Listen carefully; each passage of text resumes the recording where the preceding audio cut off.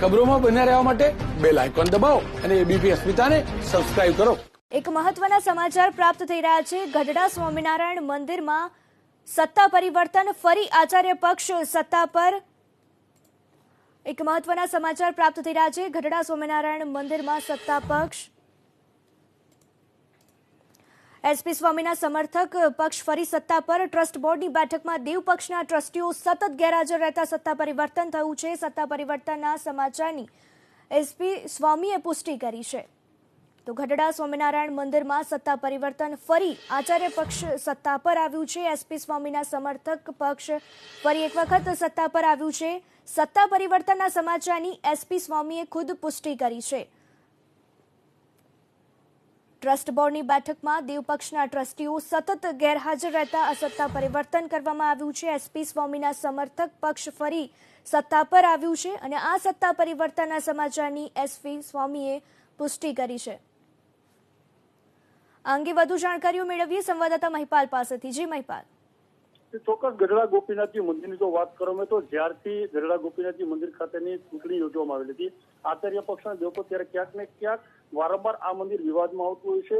ત્યારે તાજેતરની જો વાત કરવામાં તો ટેરિટરી કમિશનર દ્વારા એક જોગવાઈ મુજબ એજન્ડા બહાર પાડવામાં આવ્યો હતો અને 14 દિવસની અંદર મિટિંગ કરવાની હોય છે।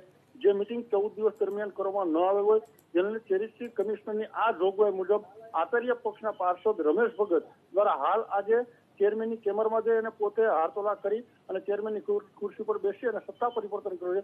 જેને ક્યાંક ને ક્યાંક કહી શકાય કે ગઢડા ગોપીનાથજી અંદરમાં એક ચર્ચાનો વિષય બન્યો છે। તો ક્યાંક ક્યાંક હરિભક્તોમાં પણ એક ચર્ચાનો વિષય અત્યારે જોવા મળે છે અને પોલીસ કાફલો પણ અત્યારે મંદિર તરફ પહોંચી ગયો છે।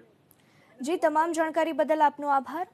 તો ગઢડા સ્વામિનારાયણ મંદિરમાં સત્તા પરિવર્તન થયું છે અને આચાર્ય પક્ષને ફરી સત્તા મળી છે। એસપી સ્વામીના સમર્થક પક્ષ ફરી સત્તા પર આવ્યા છે। ટ્રસ્ટ બોર્ડની બેઠકમાં દેવ પક્ષના ટ્રસ્ટીઓ સતત ગેરહાજર રહેતા સત્તા પરિવર્તન થયું છે। સત્તા પરિવર્તનના સમાચારની એસપી સ્વામીએ પુષ્ટિ કરી છે।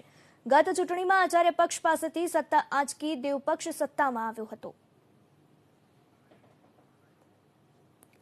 તો ગઢડા સ્વામિનારાયણ મંદિરમાં સત્તા પરિવર્તન કરવામાં આવ્યું છે। ફરી આચાર્ય પક્ષ સત્તા પર આવ્યું છે। એસપી સ્વામીના સમર્થક પક્ષ ફરી એક વખત સત્તા પર આવ્યા છે। ગત ચૂંટણીમાં આચાર્ય પક્ષ પાસેથી સત્તા આંચકી દેવ પક્ષ સત્તામાં આવ્યો હતો। તો સત્તા પરિવર્તનના સમાચારની એસપી સ્વામીએ ખુદ પુષ્ટિ કરી છે। ટ્રસ્ટ બોર્ડની બેઠકમાં દેવ પક્ષના ટ્રસ્ટીઓ સતત ગેરહાજર રહેતા આ સત્તા પરિવર્તન કરવામાં આવ્યું છે।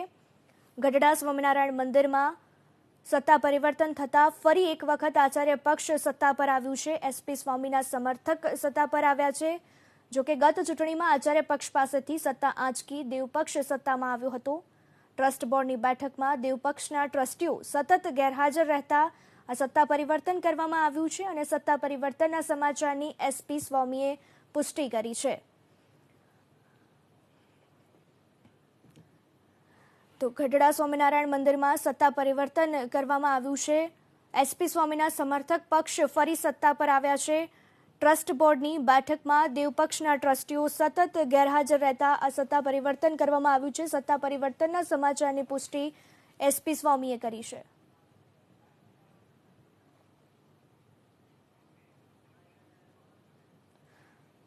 તમારી સાથે એડિટર રોનક પટેલ જોડાયા છે। જી રોનક। બિલકુલ, મારી સાથે ઘનશ્યામ સ્વામીજી પણ જોડાયા છે। ઘનશ્યામ સ્વામીજી, જણાવો સમગ્ર ઘટનાક્રમ શું થયો?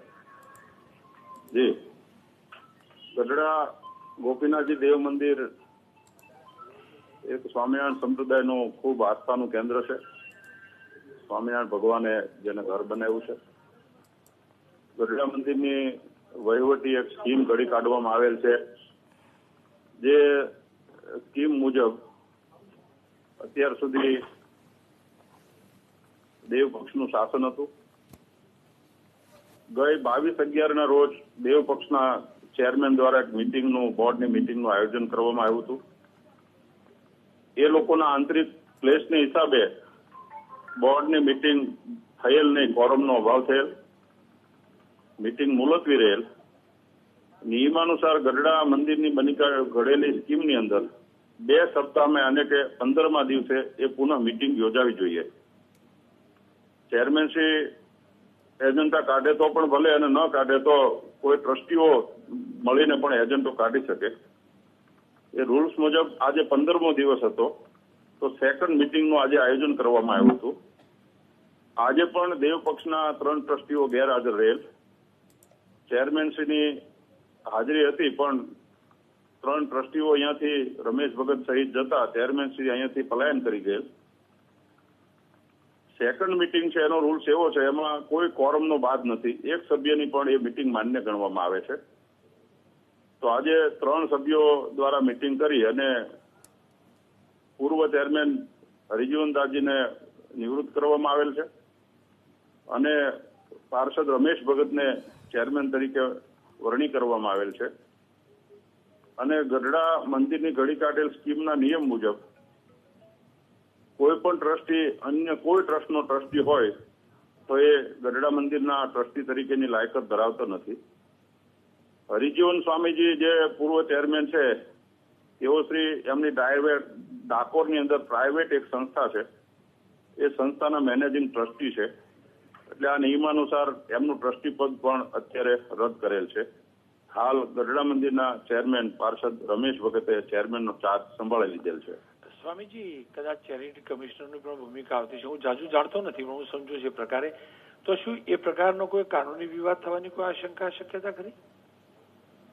કાનૂની વિવાદમાં તો હવે બહુ શક્ય નથી, કારણ કે ગઢડા મંદિરની ઘડી કાઢેલ જે સ્કીમ છે એ મુજબ જ કાર્યવાહી કરવામાં આવી છે. છતાં પણ આગળ આપણે જોઈએ છે કે કેવી રીતે આગળ બધું વધે છે. સ્વામીજી, આપ અમારી સાથે જોડ્યા બદલ ખૂબ ખૂબ આભાર. તો કુલ મળીને ઋત્વી આ એક નવો વિવાદ હતો અને એક સત્તા પરિવર્તન થયું. જ્યારે ચૂંટણી થઈ હતી ત્યારે પણ ઘણી વિવાદાસ્પદ ચૂંટણી બની હતી. એક મોટી સંસ્થા ગઢડા ગોપીનાથજી દેવ મંદિરનું અને જે તે સ્વામીએ કહ્યું તેમ જે બંધારણ બનાવવામાં આવ્યું છે મંદિરનું ટ્રસ્ટનું, એના અંતર્ગત જ આ કાર્યવાહી થઈ છે. જી રોનક, આભાર. તો 22 નવેમ્બરે જનરલ બેઠકનું કરવામાં આવ્યું હતું આયોજન. ચૂંટણી દરમિયાન દેવપક્ષ સત્તા પર આવ્યું હતું.